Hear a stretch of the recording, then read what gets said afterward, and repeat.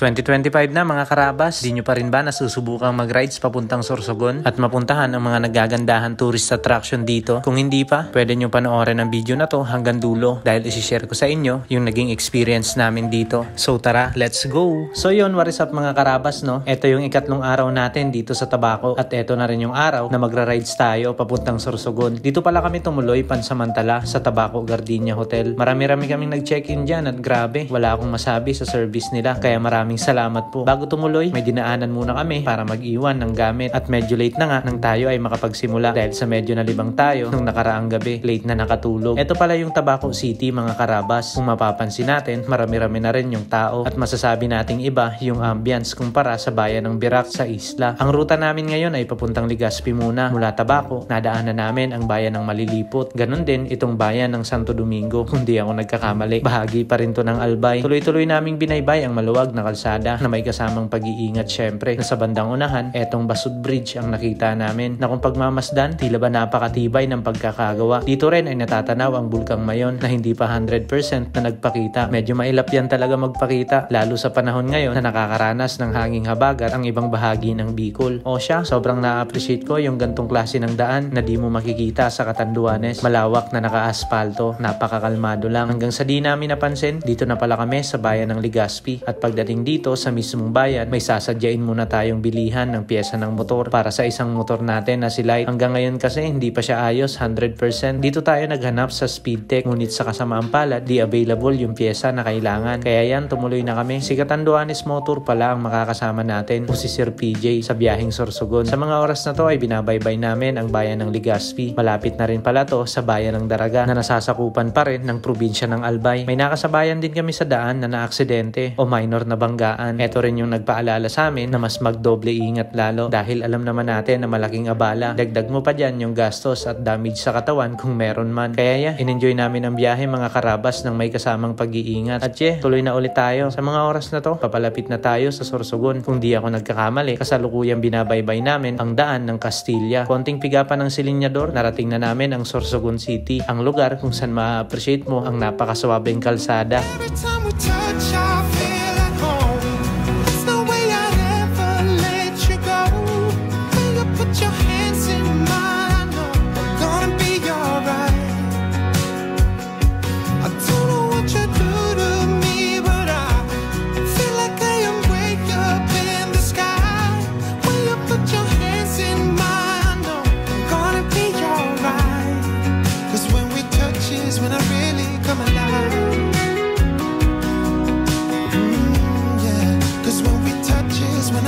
Napahinto kami saglit dito sa isang parte na maraming motorista na nagpapahinga kasi solid din talaga ng ambience, marerefresh ka pa sa lakas ng hangin. Sa puntong ito ay naisip ko na sobrang sarap din talaga bumiyahe dahil maliban sa na-enjoy mo ang rides, nakakakita ka pa ng iba't ibang magandang tanawin. Plus points pa yung mga lugar na bago sa mata mo. Sa ngayon ay limitado lang yung oras namin, tanghali na rin, medyo nakaramdam na kami ng gutom. Kaya ito, kinailangan na natin ulit magpatuloy. Yung mga sumunod na nadaanan, di rin kami binigo sa ganda ng nakikita. Dito rin pala matatagpuan itong representante ng mga kababaihan.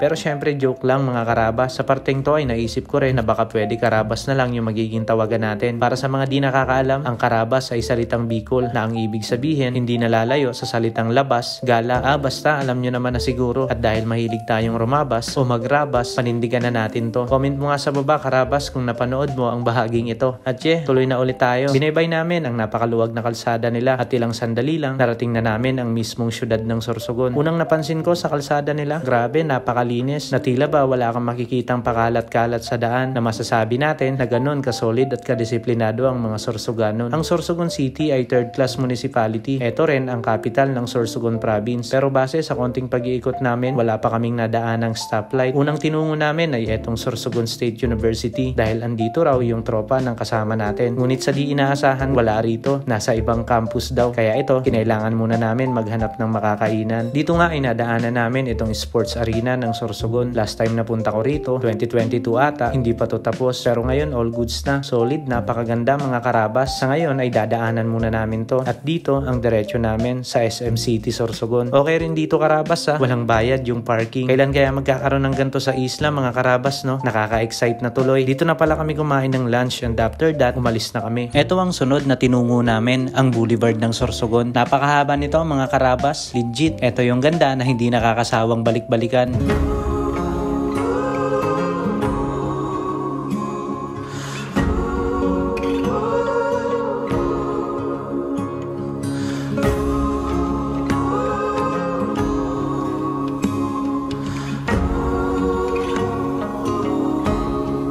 Ships from the south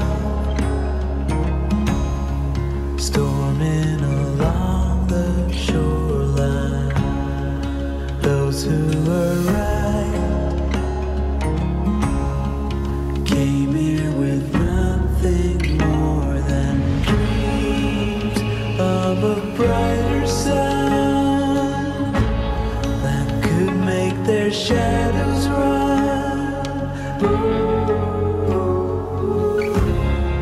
Sa ngayon ay papunta tayo sa bayan ng Magallanes na bahagi pa rin ng probinsya ng Sorsogon. Base kay Google Maps, kulang-kulang 1 oras yung magiging biyahe. Kaya naman, nagdahan-dahan na kami. Sa pagkakataon na to ay binabaybay namin ang kahabaan ng Maharlika Highway na napakaluwag at napakahaba. Para naman aware kayo, eto yung tinutukoy kong kalsada na kung titignan, mahaba-haba rin talaga. O siya, kung di ako nagkakamali, dito na kami ngayon sa bayan ng Kasiguran. Malayo-layo na rin kahit papano. Sa bandang unahan ay etong bayan ng Huban ang bumungad sa amin. Di ko alam kung ano ang eksaktong pagbasa o pronunciation. Dito sa bungad, meron kayong matatanaw na napaka-overlooking na view sa bandang kanan. At pagdating sa bahaging ito, base kay Google Maps, kinakailangan na daw kumanan. Wala kaming alam sa lugar, kaya kami sunod-sunod lang kay Google Maps. So far, maganda pa naman yung daanan at hindi pa ganun kakomplikado. Kaya tuloy-tuloy lang kami. May nadaanan din kaming mga pakurbadang daan na tila ba ine-enjoy lang namin na may kasamang pag-ingat. Di nga namin namalaya, napapasok na pala kami sa bayan ng Magallanes. Makalipas ang halos 10 minuto, eto ng 3 tunnel ang bumungad sa amin. Grabe, napaka-solid guys. Di na kami huminto niyan. Ito yung dahilan kung bakit gusto namin mag-rides o pumunta kung saan-saan dahil nakakakita kami ng mga bago sa aming mga mata na habang buhay naming maaalala. Alala lang na kahit gaano ka ka-busy sa pagpili o paghanap ng tamang landas para sa'yo, tulad nyo, busy rin kami. Pero kahit na ganon, binigyan namin ng oras yung aming sarili para magliwaliw. Pero pagtapos nito, balik na ulit sa realidad. Hanggang sa narating na namin ang Sorsogon State University, Magallanes Campus. Ito yung naging ruta namin mga karabas. Mula Sorsogon, binaybay namin ang kalsadang ito bago marating ang mismong lugar. Sa ngayon ay may kasalukuyang naglalaro ng football dito na kung saan nagpahinga lang kami saglit at kalaunay balik na ulit kami sa pagbiyahe. Wala kaming tourist attraction na napuntahan dito. Ganun pa man, goods na kami sa experience. Sa rides pa lang, sulit na. Plus points na lang yung may bago na naman kaming napuntahang lugar. O siya, binalikan lang din namin yung dinaanan kanina. Kaya naman, dadaanan ulit namin yung 3 tunnel. Base sa obserbasyon ko, maraming humihinto rito para mag-picture na di rin natin maikakaila na maganda rin talaga yung ambience. Hanggang sa makabalik na nga kami dito sa bayan ng Huban. Tuloy-tuloy lang yung biyahe namin hanggang makarating dito sa bayan ng Kasiguran. Dito nga ay may sinadya kaming spa na maganda rin daw at tinarayo. Napakalinis din ang lugar nilang mga karabas ha. Grabe, mapapasana all ka na lang talaga. Ito pala yung spot na pinupuntahan din. Itong 16,000 Blue Roses. Gabi raw to binubuksan kaya di rin namin naabutan. Located pala to guys dito sa Plaza Escudero, Barangay Central sa bayan ng Kasiguran. Tomorrow, just give me something to hold on to from you, and I'm your genie in a bottle, and I know that you hold me close to you. Ooh, and I'll make all your wishes come true.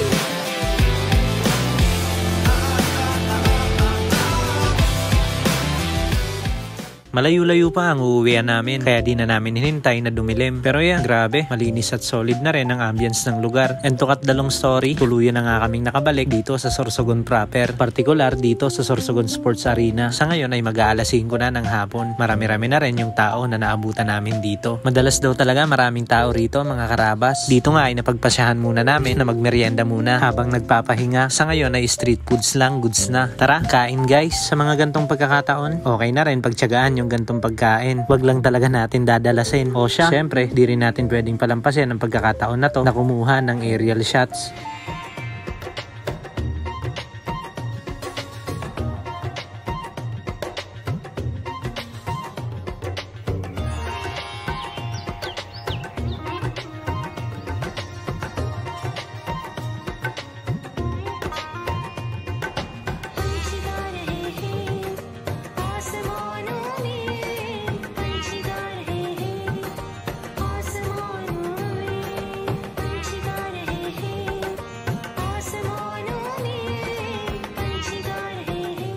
Makalipas ang halos isang oras na pagpapahinga, napagpasyahan na rin namin na umalis na. Sa bayan ng Legazpi na ang susunod na stop namin. At yun nga, makalipas ulit ang halos isang oras, dumaan kami sa bahaging ito na parang bypass road kung titignan. Malapit-lapit na rin to sa aming pupuntahan. Dito ang diretsyo namin sa Puro o sa Boulevard ng Legazpi. So far, napakarami na rin naming tao na nakita. Solid mag-jogging dito mga karabas. Sa pagkakataon na to ay nag-decide na kami na kumain na ng hapunan. Pares plus fried chicken, awit, bawal na naman. Pero bihira lang naman kaya all goods lang. Pero grabing tao rito mga karabas ha. Para kaming nasa night market. Gabi na, bago tuluyang umuwi, may sinadya pa kaming isang tourist attraction dito sa Highlands Park, Legazpi. May entrance fee rin na binayaran syempre. Ito pala yung entry ng spot na dito pa lang makukontento ka na. Tumambay lang kami saglit habang pinagmamasdan ng napakagandang city lights. Nakalaunan ay minabuti na naming umuwi at magpahinga na. At eto nga, nagpaalam na rin tayo sa kasama. Safe naman kaming nakauwi niyan mga karabas. At kinabukasan, dito na tayo sa Tabaco Port para tumawid na ng isla. Makalipas ang halos 3 oras na paglayag, finally, touchdown na ulit dito sa isla.